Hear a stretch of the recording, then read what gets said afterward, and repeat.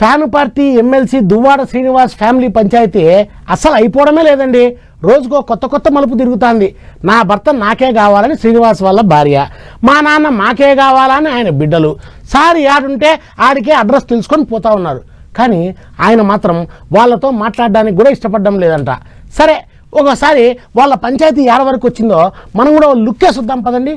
చెప్పితే చరిత్ర రాస్తే పుస్తకం అయ్యేటట్టున్నది. ఏపీలో పంక పార్టీ ఎమ్మెల్సీ దువ్వాడ సీనన్నోళ్ళ ఇంటి పంచాది ఆవు రోజుకొక తీరుగా రచ్చ అవుతుంది. ఇప్పుడు ఇల్లు నాదని మాధురి, కాదు నాదేనని సీనన్నోళ్ళ ఇంటి ఆమె వాణి. మా ఇంట్లకు మేము వచ్చినామని వాణి ఆమె బిడ్డలు, లేదు నా ఇల్లు నేను కొనుక్కున్న ఇంట్లకు దవడానికి వచ్చిందని మాధురి. ఓ చిన్నగా అయితే లేదు పోండి సినిమా.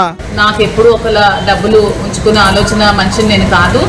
ఈ హౌస్ ని నీ పేరు మీద రిజిస్ట్రేషన్ చేస్తానని చెప్పి 6వ తారీఖు మార్నింగ్ పలాస రిజిస్టర్ ఆఫీస్లో నా పేరు మీద ఈ ప్రాపర్టీ రిజిస్ట్రేషన్ చేయడం జరిగింది. సో మీ పత్రికా ముఖంగా నేనేం చెప్తున్నానంటే ఈ ప్రాపర్టీ కంప్లీట్గా నాది, లీగల్గా ఈ ప్రాపర్టీ కంప్లీట్గా నాది.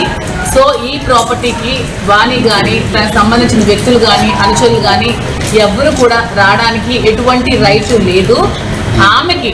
ఆమె భర్తతో ఏవైనా విభేదాలు ఉన్నా, ఏవైనా లీగల్ ప్రాబ్లమ్స్ ఉన్నా ఆమె లీగల్ గా తెచ్చుకోవాలి. తప్పితే ఇలా ట్రెస్ పాస్ చేసి 100 మంది తీసుకొచ్చి గిట్లా పట్టా కాయిదాలు పట్టుకొని నాదే ఇల్లని మైకుల ముంగట చూపెట్టింది మాధురి మేడం. అంతేకాదు ఆళ్ళ కాళ్ళకు ఆలు మొగలకి ఏమన్నా ఉంటే ఆళ్ళు చూసుకోవాలి గాని నా ఇంటి మీదకి వచ్చే అక్కేవాళ్ళకి లేదన్నట్టే మాట్లాడుకొచ్చింది మాధురి. ఇది ఒకటే కాదు, ఇక చూడు ఏం చేసిందో.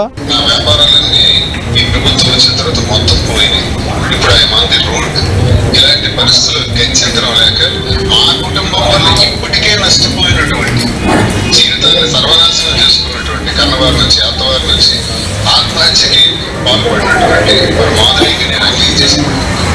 కాబట్టి నేనేమైనా పర్వాలేదు ఈ ఆస్తిని నేను రిజిస్ట్రేషన్ చేయడం నా మనస్స వాచ కర్మేణ నా మనస్ఫూర్తిగా నేను ఆమెకు ట్రాన్స్ఫర్ చేయడం జరిగింది. అది ఇన్నరా మాధురి మేడం చక్కగా ఎమ్మెల్సీ సీనన్నకే ఫోన్ చేసి మాట్లాడిచ్చింది.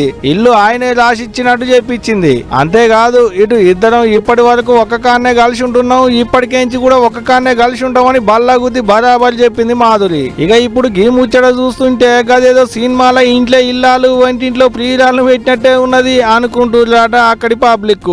ఏమో తీయలి గదంతా మనకెందుకు గాని మరి చూడాలి గిల్ల పంచాది ఎన్నడు దిగుతుందో ఎప్పుడు ఓ రేపు చేరుద్దో అనేటిదిగా.